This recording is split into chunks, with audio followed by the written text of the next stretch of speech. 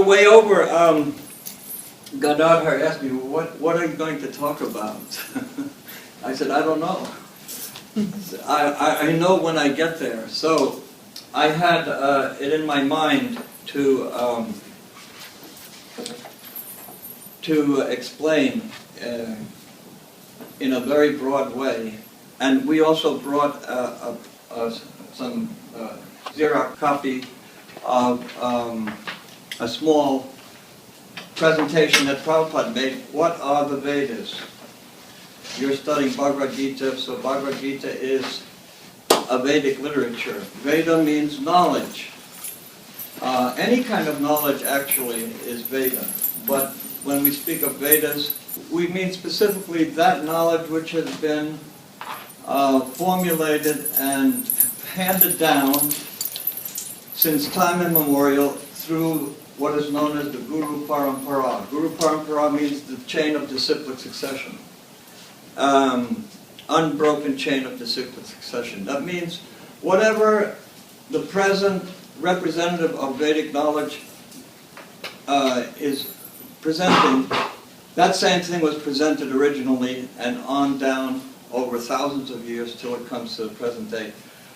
It's like I have a cell phone, so if I punched a number of my friend, say in Germany, that call will be relayed from one tower to another, until it reaches its destination, and he gets the original message that was released or was transmitted from my cell. So everything in the nature or in the material world is an analog of the spiritual world. So spiritual science or Vedic science or the process of self-realization, sometimes known as yoga, different kinds of yoga. It's Astanga Yoga, Hatha Yoga, Jnana Yoga, Raja Yoga, Sankhya Yoga, many yogas. But the aim is the same, to connect, to receive that message from its origin intact in the present. Now, what has happened in time is that people have become, how do you say, their lifestyles and their traditions have been broken, more or less, and adulterated in different ways, all over the world.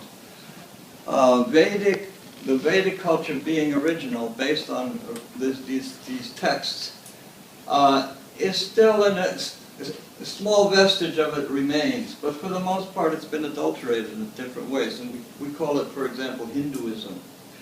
But in reality, there's no word Hinduism. It's a word that was coined by the Mohammedans for the people who live on the eastern side of the Indus River. So they couldn't say Indus, they said Hindus. Hindus became Hindu.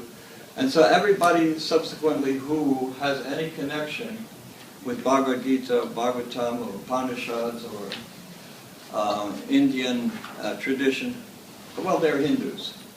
So, but actually they're known as Aryans. Aryans means who follow the principles of the Vedic science, Vedic culture, Vedic civilization. So you're studying Bhagavad-Gita, and Bhagavad-Gita it's actually the essence of the whole Vedic lore. The Vedas cover knowledge of every field of human endeavor, whether it's art, music, architecture, politics, you name it. It addresses it. Astronomy, astrology, mathematics, even atomic energy, believe it or not. In fact, from the Mahabharata, which means Mahabharata means the ancient history of greater planet Earth. So Maha means great, and Bharat means this planet. The planet was known as Bharatvarsha. There was a great world war.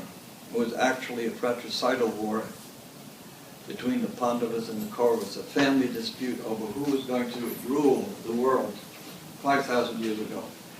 During that war, 640 million soldiers lost their lives in 18 days. And it is described in this book Mahabharata, of which Bhagavad-Gita is one small portion. Mahabharata has 100,000 verses, Sanskrit verses.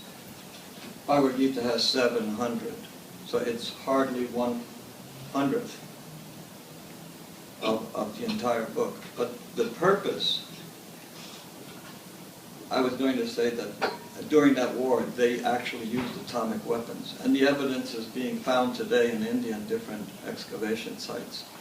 But they were not mechanical device like we have today, which is indiscriminate in its destruction, but it was controlled and initiated by mantra. That art has been lost today because the people have lost their subtle power of acting. So everything has become mechanical in Kali Yuga. Kali Yuga means the age of quarrel. For example, we have computers and so many things now, and tape recorders and databases. Why? Because we have lost the power of memory. So as memory and strength and other qualities are lost, they become externalized in the material nature. And so we can augment our memory through the computer and tape recorder, and we can communicate by cell phone. Formerly, those that were advanced and purified, they could communicate just as we communicate with a cell phone. They could communicate simply through the ether on the basis of their mental or subtle power. Anyway, it's all lost now. So Bhagavad-Gita is one small part of this great epic Mahabharata.